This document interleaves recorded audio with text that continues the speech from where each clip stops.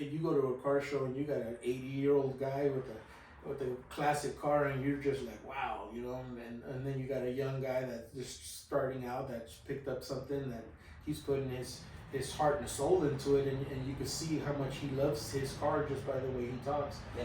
And, well, you know, it's funny too that you say that, because that makes me think to myself, if I wasn't married to my amazing wife, I could pick up so many 60 to 80-year-old women, because for some reason the van attracts 60 to 80-year-old women.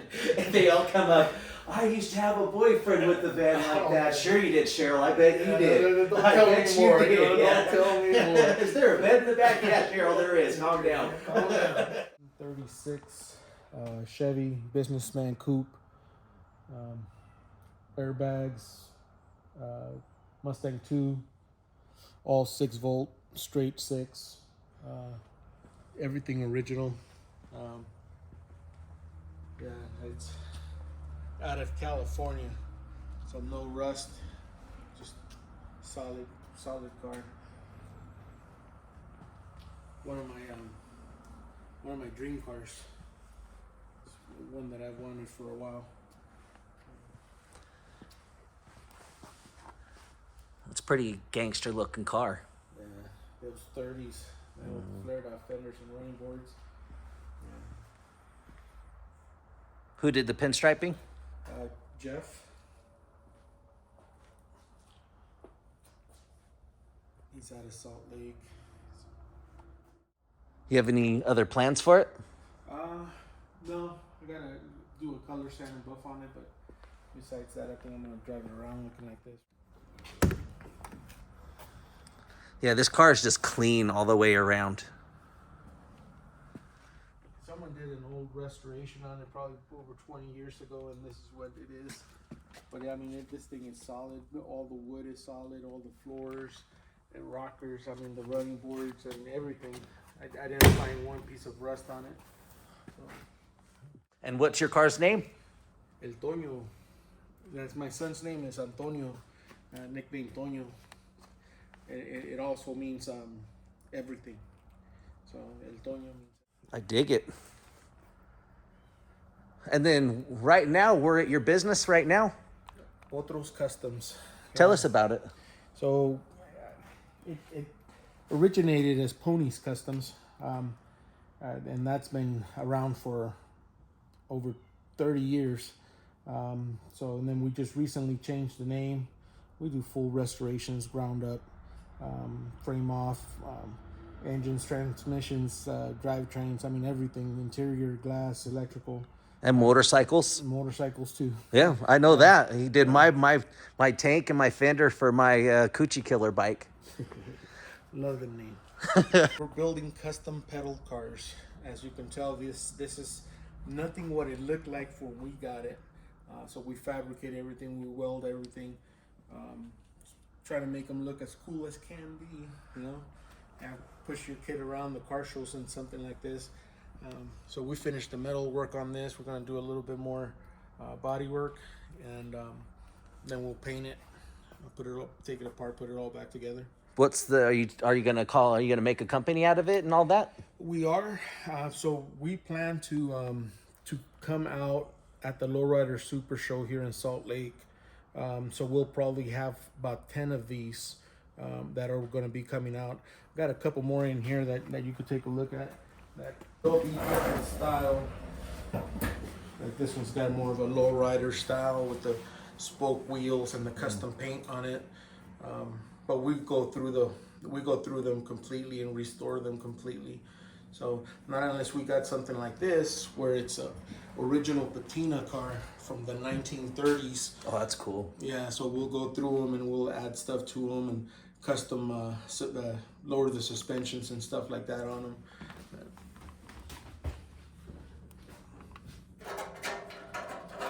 Got a little gun holster and the little gun in there. There it is. We gotta have the 38. You have to have the 38. Hell yeah. So yeah, we got another one up there that's all dusty, but. And did you custom paint this one? Yeah, we custom painted that one. We should have about a fleet of about 10 of them, and they'll all be for sale. and we'll do that at the Lowrider Super Show. And all right, so we're sitting here with Adan Mesa and going over different things about his cool shop here. And now it's time we get to know you. So what got you into, I mean, I know you do lowriders, but I'm assuming you just do vintage cars in general. right. So what got you into cars? My dad. Okay. Yeah, he did body work since he was young, and when I wasn't doing good in school, he'd take me down to the shop, and I like going to the shop, I think, because I was not very good in school. Yeah. So I think I painted my first car when I was 15, orange with a gold pearl. And so I loved custom paints from the get-go. Yeah. And, you know, once that first car came out and people liked it, all I got was requests for custom paints. So I've been doing custom paints ever since I was 15. So I see a lot of Viejitos car club stuff. Right. You're in a club? Yeah, Viejitos Car Club. Tell me about it. Yeah, man, first thing is worldwide car club, 72 chapters, growing. It's a huge car club. I was honored to be asked to start a chapter up here close to 2 years ago. And we've got 5 members. We're always looking for prospects. But yeah, it's a family thing. And so we travel a lot with all these chapters, and it's a fun time. It's a great time. So every chapter is a little bit different, depending on the demographic, and I know out here in Utah we're doing 64 and older, but normally the majority, we're considered a bomb club, so anything 58 and older is what's normal for the Viejitos Car Club. Yeah. And I have a few that I've gotten rid of that I'm like, shouldn't have gotten rid of that one. Yeah. What stands out to you on those that you shouldn't have gotten rid of? When I first joined Viejitos, I joined it with a 1953 Chevy 4-door. Okay. And that thing was clean. I mean, that thing, it wasn't chrome undercarriage clean. It was a street driver clean car. Mm-hmm. But everywhere it went, it won trophies. Yeah. Yeah, on a 4-door, and we'd beat out convertibles, and we'd beat out 2-doors with it. And people would be getting upset, and it's the attention to the detail of the build that really counts. Yep. You know, but so your dad got you into cars. What got you into lowriding? When I was 10 years old, I used to have to walk a couple blocks to my bus stop to go to school. And one of the guys had 2 lowriders in his garage. One of them was a 53 Chevy, and the other was a 67 Impala, which I fell in love with the 53 Chevy, which is why I have it on my neck. And I've already built, you know, the 2-doors, 4-doors, convertibles, wagons, trucks. I mean, anything from 1953, I've built. I fell in love with that car. So that was the moment that I decided what kind of car I wanted. And this might hit home because you have a son around the age that I'm going to bring up. But if you could go back in time as you right now and talk to your 9-year-old self, what would you tell your 9-year-old self? What advice would you give your 9-year-old self? Wow. That's a tough question. It's a tough question. I know the partner that you choose in life will have a lot to do with the way that you live your life. Amen. So be selective and take your time. Education comes first, whether you're going to use it in the career that you're going to go into or not. Get it while you can. From then is be happy, you know, and just be happy. And that's probably what I would say to myself if I had to go back and tell myself something. Stay away from drugs. You know, I mean, definitely stay away from drugs. Don't do drugs. Be mindful of the people you hang out with, you know, because I started hanging out with my gang when I was 10 years old, and I did my first bid when I was 12. Coming into a car club was one of the best things I could have done in my life, because it did take me away from gangs, it took me away from drugs, and it made me focus on something other than being on the streets. Yeah. You know, or doing drugs and stuff like that. So You know, if I could talk to a younger kid, like you said earlier, 16, 17, getting them started to do these type of little things, little projects, to where they could feel accomplished and they could see that it's doable, you know, and then get them started on a bigger project, to occupy their time. Yeah. And that would be like paying it forward to the next generation, you know. Anything that you can think of that you want to talk about or bring up before I ask my last question?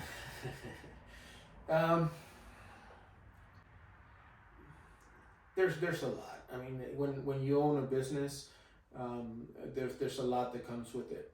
There's a lot of behind the scenes stuff. There's some negative stuff and some positive stuff.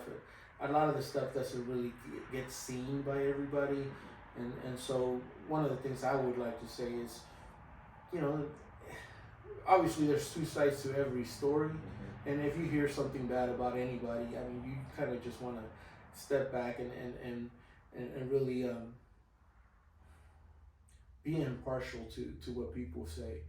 No, I dig that, and that is the truth. There's always three sides to every story, right. And if you really have something, because I mean, I know as a business owner, I have had a few people that haven't been happy with me, and tried to slander my name and stuff like that. But if you really want to know, get their opinion, get my side of the story, and then somewhere in the middle there's the truth, right? Yeah. There's always a gray area. Yeah. You know, I mean, there's always a gray area. I'd like to say, you know, there's my truth, your truth, and then the truth. Yep. You know, so yeah, everybody's going to look at it in a way that's going to benefit them. You know, I try to not to do that. You know, I try to put myself in the other person's shoes and try to understand where they're coming from. It's difficult at times, but you know. Yeah, but it has to happen. I mean, that's just part of the business, you know. Right. My last question that I asked, and this could be anything, just life in general. What is, and how old are you? 48. 48. So you've been on this earth for 48 years. Okay, wait a minute, I'm 49. 49? Yeah. 49 years. Shit, I forgot. But you've gone through a lot. Right. I mean, your life, I guarantee, has changed so much at different periods of your life. What's one solid piece of advice that you just want to pass on to the world? Besides faith, but faith is a big one. Well, that is the main one for me. Mm-hmm. But I know that we're not here to preach and stuff like that. But for me, it is. For me, it is my faith in God, and you know, try to do the right thing. You know, always try to do the right thing. It's hard, but I think if I'm gonna give one piece of advice to people, is be who you are. You know, a lot of people try to satisfy other people and are not really themselves, and that's always apparent in relationships and friendships and everything, where you meet someone and then in 5 years you're like, holy crap, that's not who I met 5 years ago. Yeah, no, I understand that. Yeah, so I think being yourself, being comfortable with who you are, understanding who you are, being proud without being egotistic. Yeah. You know, being humble without being meek. Yeah. You know, it's just trying to find a balance and know who you are and be comfortable who you are. Understand that we're all equal. We're all the same. Yeah. You know, we have different beliefs and different lifestyles and all that. But at the end of the day, I mean, we all fall asleep with our eyes closed. You know what I mean? And we all bleed out, and we have one agenda in life, and that's to die. Yeah. You know what I mean? And we all have that. That's true. No, I like that. I think that's a perfect way to end this video. Well, Adan, thank you very much for showing us your shop and having the shop talk with us. And cool, brother. Hey, thank you very much. Thank you. Yeah. Everything that happens is motivation. One of the things that I've always said is, if a man put it together, a man could take it apart. Amen to that. You know, and a man can put it back together. And if you have a welder, you can do a lot of things with the welder and a hammer. So,